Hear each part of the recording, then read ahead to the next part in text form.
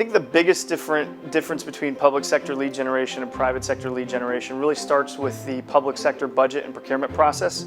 On one hand, it can be very challenging for technology manufacturers or vendors to do business with the government. But on the other hand, the process creates a wealth of information around funding and program requirements that can really help you shape your message in the public sector lead generation effort.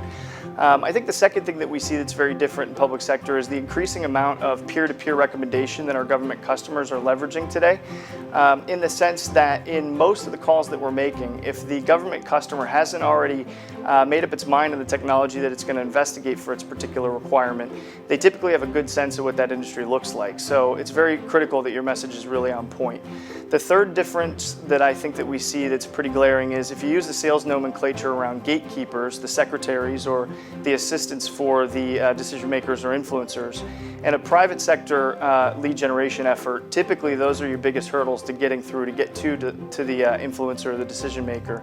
Whereas in the public sector, they can oftentimes be your best friend. If your message is on point to the mission requirement, you're able to leverage that relationship to get to the decision maker or the influencer. I would say that the next difference that we see in the market space is the amount of decision makers that are involved in the process. The public sector procurement process requires several approvals and a lot of different layers of interaction. So we find ourselves setting a number of qualified meetings with a number of individuals that are all aligned to a particular requirement in order to be successful. So I think with government sales, it really comes down to the customer expecting you to have done your homework. It's critical that your message aligns to their mission requirements in order to get the meeting.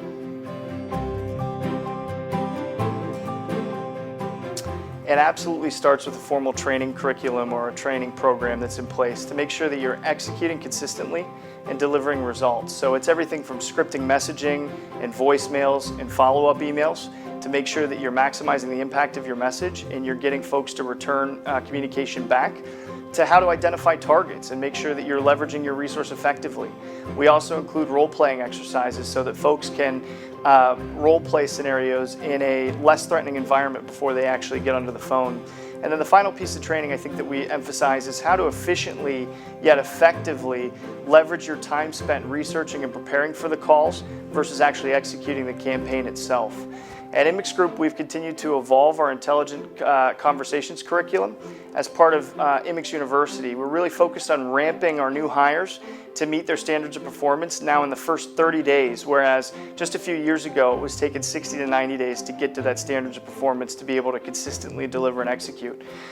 From there, I think it really moves to collaboration with your supplier or your partner to make sure you're working with your supplier or your partner to understand where we're going to target our activity, where we're going to leverage our resource for the maximum ROI and for our ability to deliver value into each of their different programs.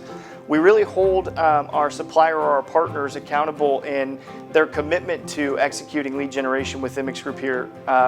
As we look to execute our first activity in an environment where the supplier or the partner comes to immixGroup, or we go to their office, or we can host it via a WebEx bridge or something like that, where we're able to make a call and then they can make a call.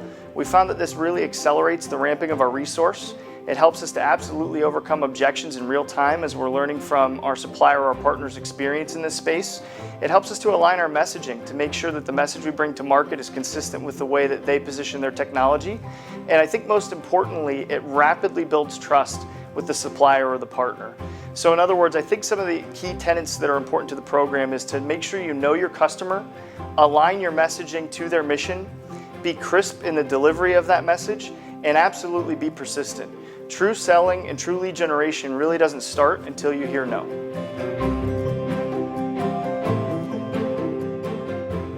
So market intelligence plays a critical role as it generally guides the execution of our sales activity and helps us to identify our strategic targets. They are absolutely the source of our intelligence. They help us to shape our messaging, align to and around mission requirements, and they certainly dramatically reduce the time it takes us to spend researching or preparing for an activity. Market intelligence correlated a number of disparate data sources, and they're able to produce sales actionable intelligence that really helps increase the effectiveness of our activity because we're executing sales calls into targeted opportunities with qualified prospects.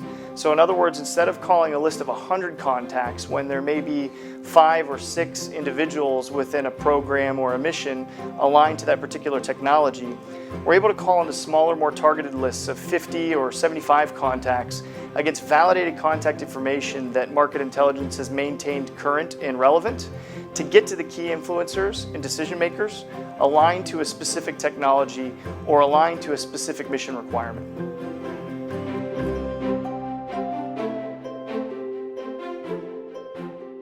Lead generation puts our suppliers and solutions providers in front of decision makers to help them grow their business.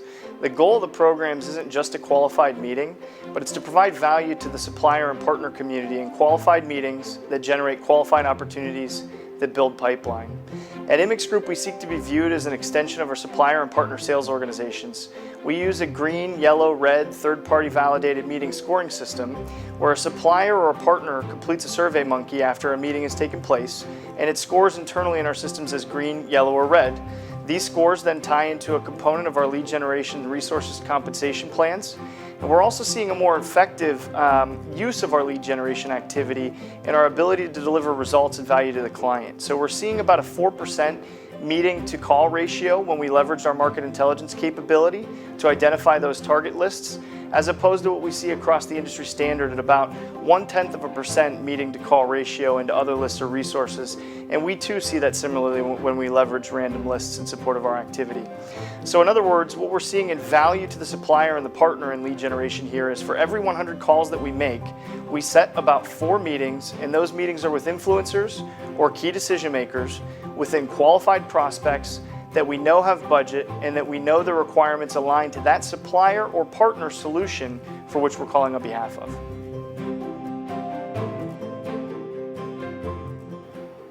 I would contact your dedicated account management or partner account management team as a liaison to the lead generation resources at immixGroup.